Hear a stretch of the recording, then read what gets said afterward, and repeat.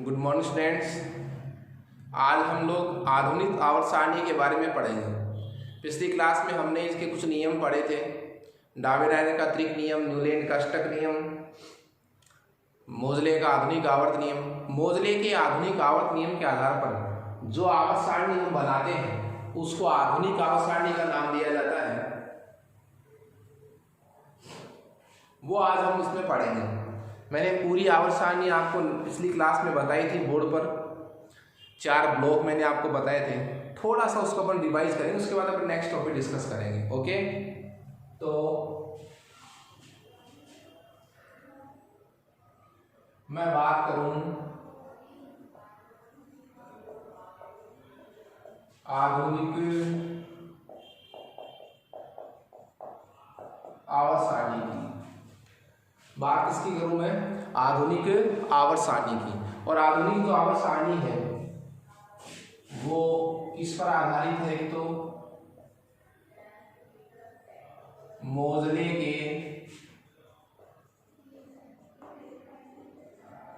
आवर्त नियम पर, मोजले के आवर्त नियम पर आधारित है।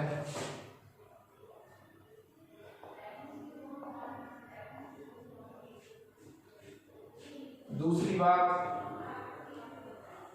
इस आवर्त सारणी में तत्वों को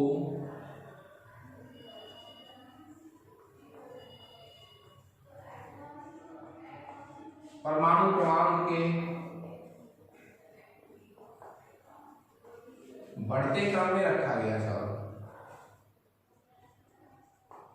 परमाणु क्रमांक के क्या रखा गया है? बढ़ते क्रम में रखा गया। जिसका परमाणु का क्रमांक कम है उसको पहले, जिसका परमाणु क्रमांक अधिक है उसको बाद में रखा गया। फिर देखिए, ऊर्ध्वाधर जो स्तंभ है, ऊर्ध्वाधर जो स्तंभ है खड़े, उनका क्या नाम है? वर्ग कहा जाता है उनको, जिनकी संख्या कितनी है? 18। ये आधुनिक आवर्त सारणी का मैं सारांश आप लोगों को बता रहा हूं कि आधुनिक आवर्त सारणी मोजले के आवर्त नियम पर आधारित थी। इसमें तत्वों को परमाणु क्रमांक के बढ़ते क्रम में रखा गया है। इसमें ऊर्ध्वाधर जो स्तंभ है उनको वर्ग कहा गया, जिनकी संख्या कितनी थी? 18। और क्षैतिज जो पंक्तियां थी, क्षैतिज जो क्या थी? पंक्तियां थी, उनको आवर्त कहा गया। क्षैतिज जो पंक्तियां थी उनको क्या कहा गया? आवर्त। और जिनकी संख्या कितनी थी? 7। क्लियर है? तो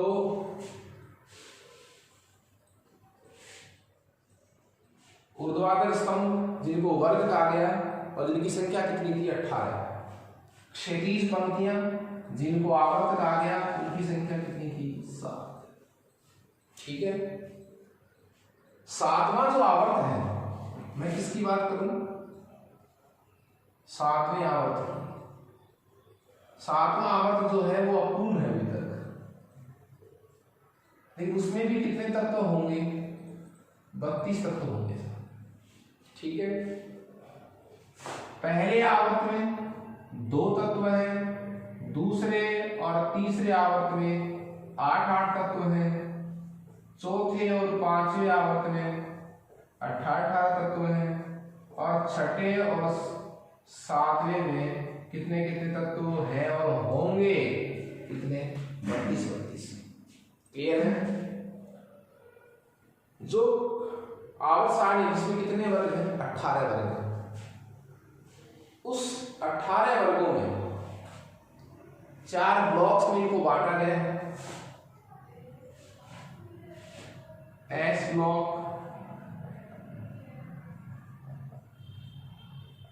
P block, D block, F block. S block, P block, D block और एफ ब्लॉक। 4 ब्लॉक हैं। एस ब्लॉक में वर्ग संख्या 1 व 2 आते हैं, पी ब्लॉक में 13 से लेकर 18 आते हैं, और एफ ब्लॉक में वर्ग संख्या 3 से 12 आते हैं। सॉरी, डी ब्लॉक में आते हैं 3 से 12। अब देखिए, जो एफ ब्लॉक है वो वर्ग 3 और वर्ग 4 के मध्य स्थित है, पर इनके गुण जो है वो अलग है, इसलिए इनको कहाँ रखा है, आवर्त सारणी में नीचे की तरफ रखा गया है।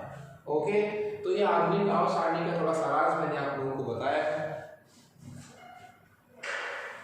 हमारा नेक्स्ट टॉपिक जो है वो है बहुत इंपॉर्टेंट टॉपिक है, 100 से अधिक परमाणु क्रमांक वाले तत्वों का नामकरण। 100 से अधिक परमाणु क्रमांक वाले तत्वों का नामकरण।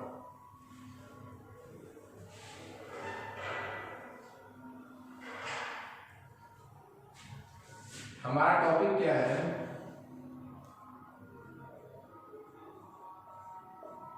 सौ से अधिक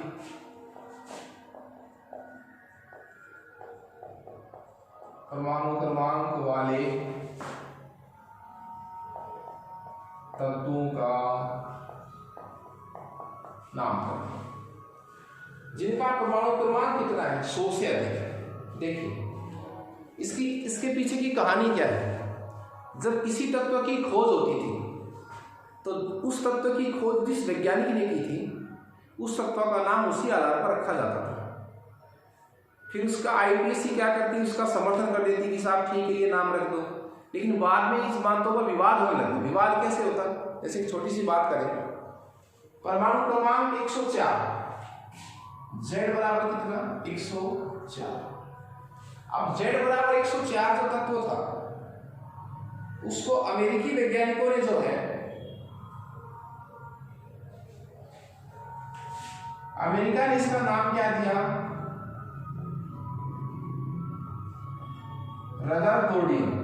रदरफोर्ड नामक वैज्ञानिक के सम्मान में। लेकिन रूस के वैज्ञानिकों ने इसका नाम दिया कुर्साकोवियम वैज्ञानिक के सम्मान में। तो इस पर विवाद हो गया इसका नाम क्या रखा जाएगा। तो फिर आईपीएससी ने क्या कहा कि जब तक किसी तत्व की खोज सिद्ध नहीं हो जाए, ये सिद्ध होने से पहले की बात है, पहले क्या था, जैसे तत्व की खोज हुई वो अपने वैज्ञानिक अपने नाम पे इसका नाम कर देता, आईपीएससी उसका समर्थन कर देती थी। पर इस तरह विवाद के बाद नियम बना दिया है कि साहब जब तक उस तत्व की खोज सिद्ध नहीं हो, प्रूव नहीं हो वो, तब तक उस तत्व को हम एक अस्थायी नाम दें। जैसे हमने देखा है किसी बच्चे का स्कूल में नाम लिखाने से पहले उसका घर में नाम लिखाते हैं, टिंकू मिंकू, तो वो सब क्या है, अस्थायी नाम है, जब तक इसका सही नाम नहीं निकाला जाए। तो नियम क्या बना दिया गया कि जब तक वो प्रूव नहीं हो जाए, उस तत्व की खोज सिद्ध नहीं हो जाए, तब तक उसको एक अस्थायी नाम दिया जाए और अस्थायी प्रतीक दिया जाए। अस्थायी क्या दिया जाए, प्रतीक दिया जाए, 3 अक्षर का प्रतीक।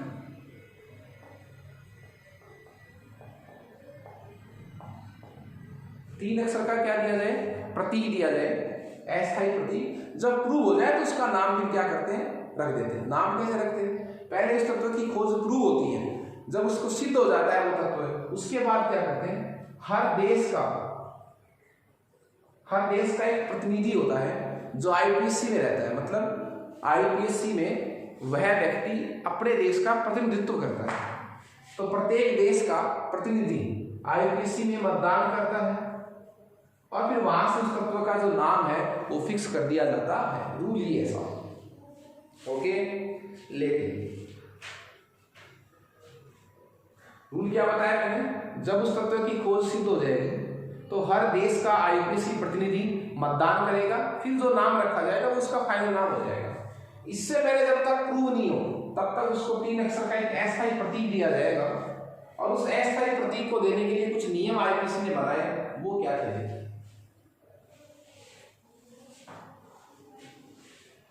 जिस परमाणु क्रमांक वाले तत्व की खोज हुई भी नहीं है तो कोई दिक्कत नहीं, आप उसको अस्थायी नाम, जैसे मान लीजिए कहें कि 151वें नंबर के तत्व की खोज नहीं हुई, लेकिन आप उसको अस्थायी प्रतीक दे सकते हैं कि ये नाम उसका अस्थायी नाम होगा। उसके लिए नियम बना दिया है आईपीएससी ने।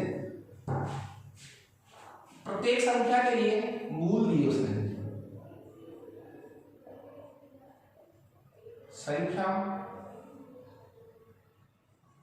संख्या के लिए रूट या मूल और उस मूल का प्रतीक।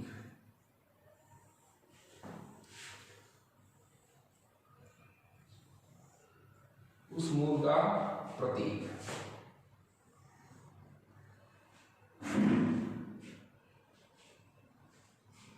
उसके बाद देखो क्या है, 0 1 2 3 4 5 6 7 8 और 9।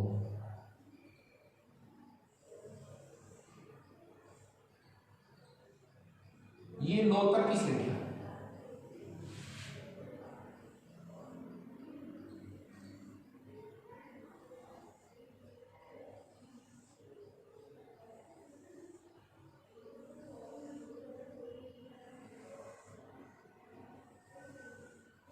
हाँ जी, 0 के लिए नील, 1 के लिए अन, 2 के लिए बाई, 3 के लिए ट्राई, 4 के लिए क्वाड, 4 के लिए क्या है क्वाड, QUAD, 5 के लिए पेंट, 6 के लिए हेक्स, 7 के लिए सेप्ट, 8 के लिए ऑक्ट, 9 के लिए कीन। क्लियर है? यहां तक कोई दिक्कत नहीं है। इन सबके प्रतीक हो गए साहब आपके सामने। देखो प्रतीक क्या हो जाएगा मूल का, नील का पहला अक्षर N U B T Q P H S O और E। तो IUPAC ने प्रत्येक संख्या के लिए मूल बताए और उस मूल का क्या किया उसने प्रतीक। तरीका क्या रहेगा कि आप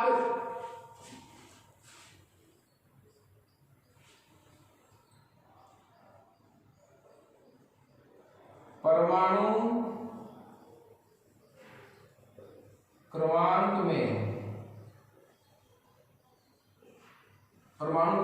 में उपस्थित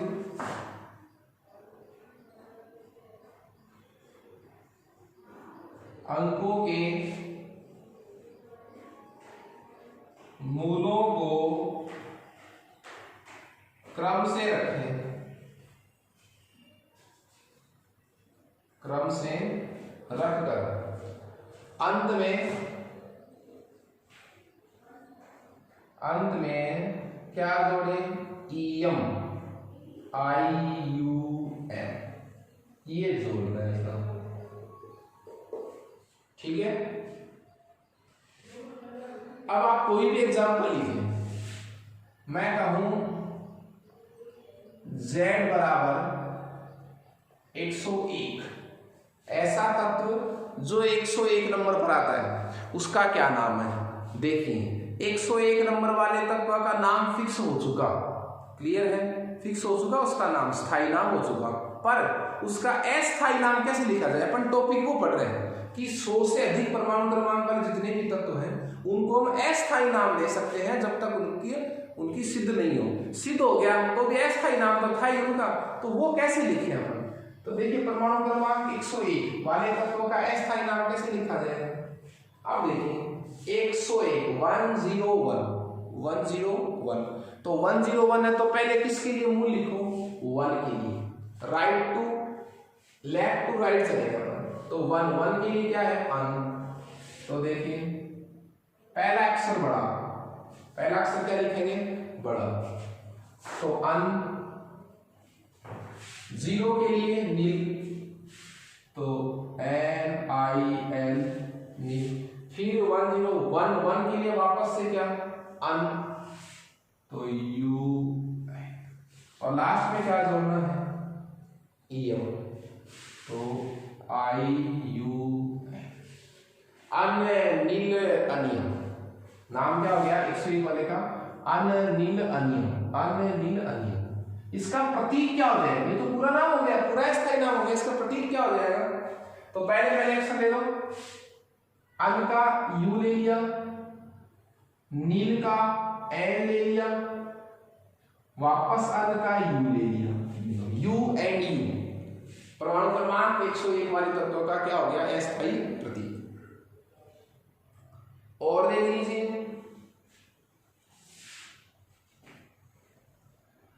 परमाणु क्रमांक जिसका कितना है 103, 103 परमाणु क्रमांक जिसका है उस तत्व का नाम क्या होगा।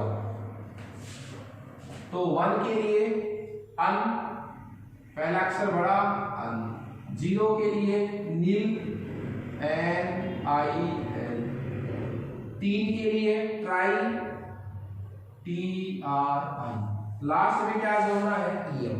पर देखो इसमें पहले से ही क्या रखा है लास्ट में I, तो अब दोबारा I नहीं लिखेंगे, ये थोड़ा सा आप ध्यान रखना। तो UN, ये पूरा नाम हो गया अनिल ट्राइयम, अनिल ट्राइयम। तो प्रतीक क्या हो जाएगा, पहला अक्षर बड़ा, ये लीजिए सब U, अन का U ले लिया, नील का हम N ले लेंगे, ट्राई का हम T ले लेंगे। क्लियर है, कहीं कोई दिक्कत नहीं है।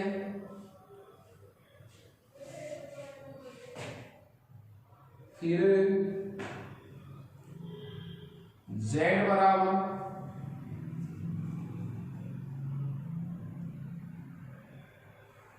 115, Z बराबर क्या है 115, 115 परमाणु अनुभाग वाले तत्व का अस्थायी नाम कैसे लिखा जाएगा।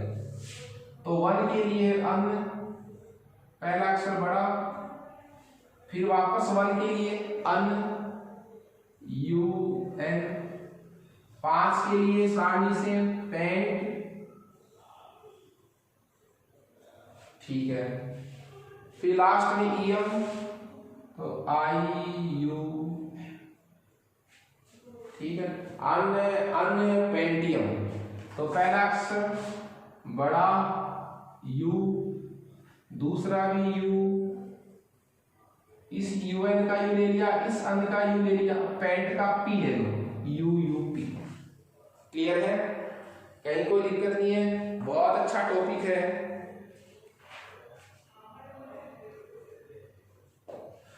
देखिए, तो ये टॉपिक था कि 100 से अधिक परमाणु क्रमांक वाले तत्वों का हम अस्थायी नाम कैसे लिखें। तो संख्याओं के लिए मूल लिखें और लास्ट में आपके का जोड़ना है EM।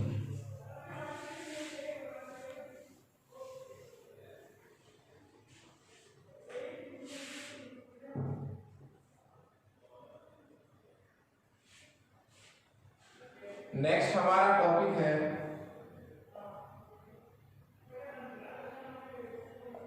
इलेक्ट्रॉनिक विन्यास तथा तत्वों के प्रकार। इलेक्ट्रॉनिक विन्यास तथा तत्वों के प्रकार। देखिए, जो आवर्त सारणी है उसके वर्गीकरण का जो मूल आधार है वो क्या है। जो आवर्त सारणी है हमने पढ़ी है, आवर्त जो सारणी है उसके वर्गीकरण का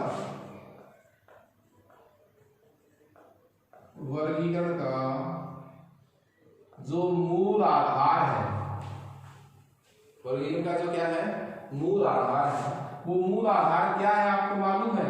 वो है एक तो ऑफ बाउ नियम,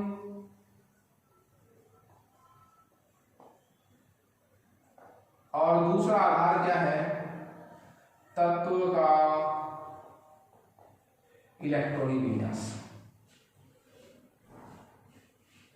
आवर्त सारणी का जो सैद्धांतिक मूल आधार है वो ऑफ बाउ नियम है तथा परमाणुओं का क्या है इलेक्ट्रॉनिक विन्यास। ठीक है, इलेक्ट्रॉनिक विन्यास के आधार पर देखिए आवर्त सारणी का क्या संबंध है। आपको मैंने अभी बताया था कि आवर्त सारणी को इलेक्ट्रॉनिक विन्यास के आधार पर 4 ब्लॉक में बांटा गया है, S block, P block, D block और F ब्लॉक। तो ब्लॉक में बांटना किस आधार पर है साहब, इलेक्ट्रॉनिक विन्यास के आधार पर। कैसे, विन्यास के आधार पर हमने 4 ब्लॉक बनाए।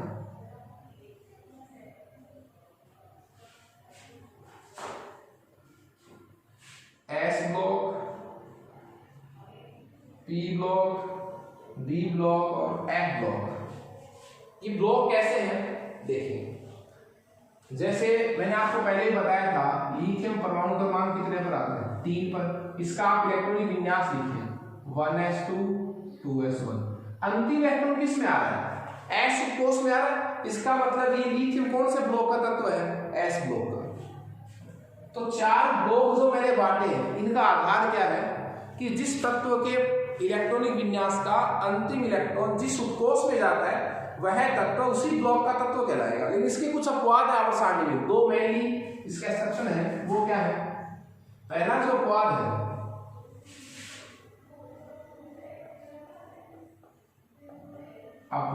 फर्स्ट जो अपवाद है वो है साहब हीलियम का।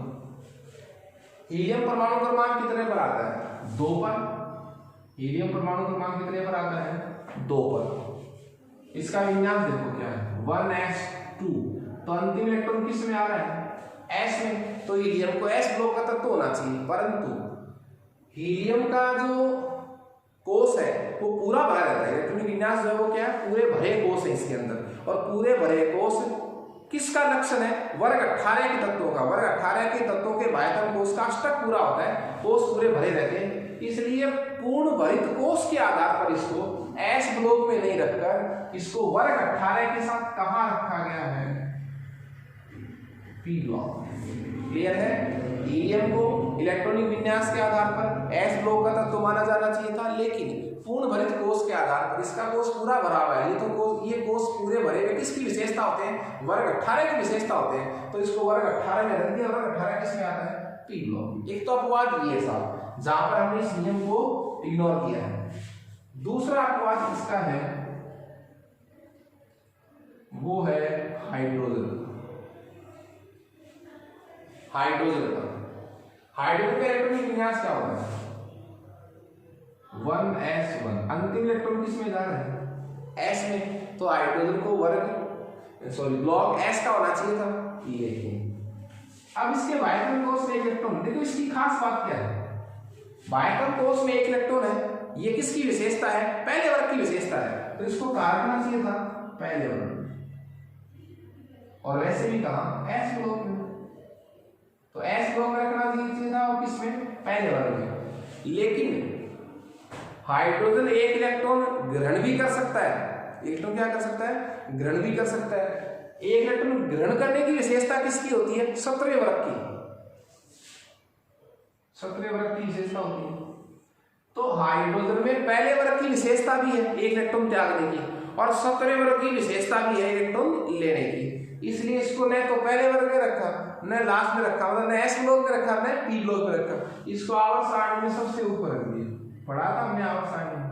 तो ये 2 अपवाद है जहां हमने इस नियम को इग्नोर किया। कौन से नियम को कि अंतिम इलेक्ट्रॉन जिस उपकोष में आता है उसे उसी ब्लॉक का तत्व माना जाता है। क्लियर है। अब देखिए हम ये सभी ब्लॉक सारांश रूप से पढ़ेंगे।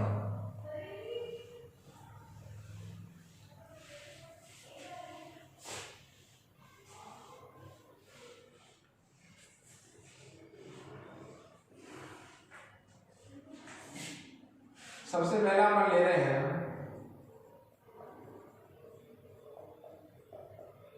S block. ठीक है एस ब्लॉक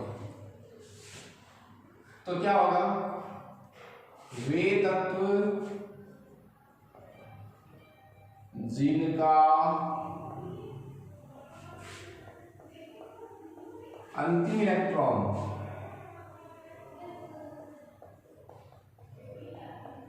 एस कोष में जाता है। जिनका अंतिम इलेक्ट्रॉन कहा जाता है एस कोष में जाता है। ठीक है एस ब्लॉक में वर्ग संख्या 1 और 2, वर्ग संख्या 1 व 2 के तत्व शामिल है साहब। ये तत्व क्या है शामिल।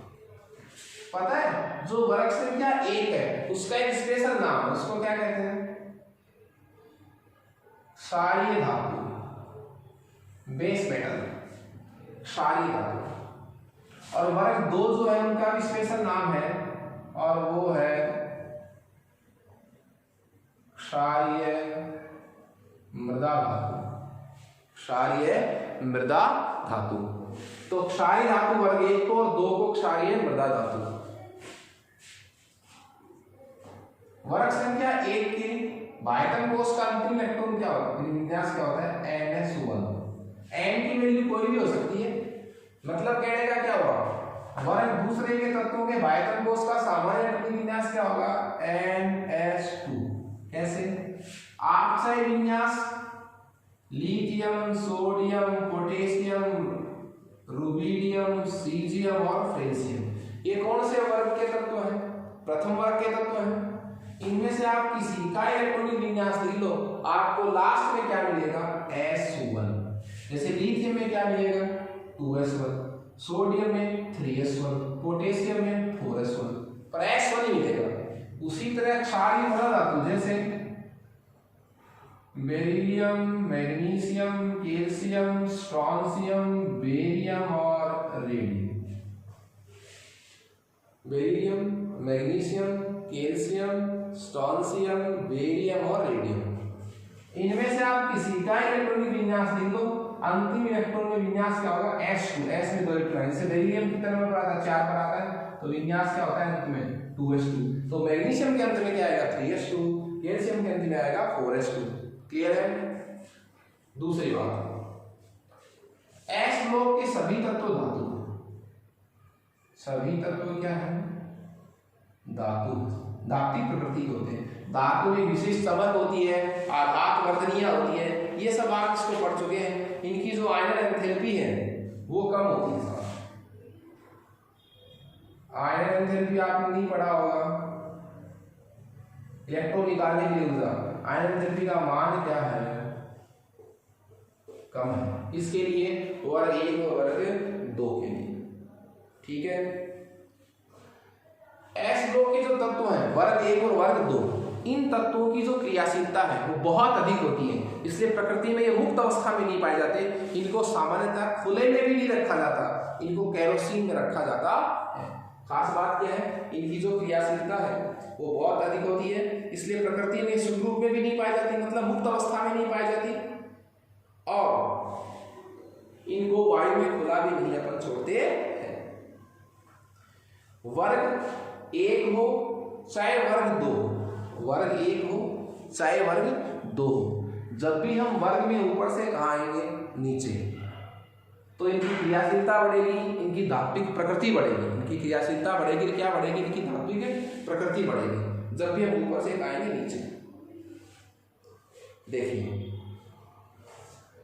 वर्ग 1 में तो तत्व कौन है, लिथियम।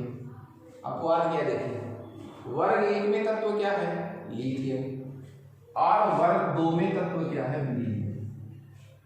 वर्ग 1 का लिथियम और वर्ग 2 का बेरिलियम, इनके अलावा मतलब लिथियम तथा बेरिलियम के अलावा वर्ग 1 तथा 2, लिथियम तथा बेरिलियम के अलावा वर्ग 1 तथा 2 के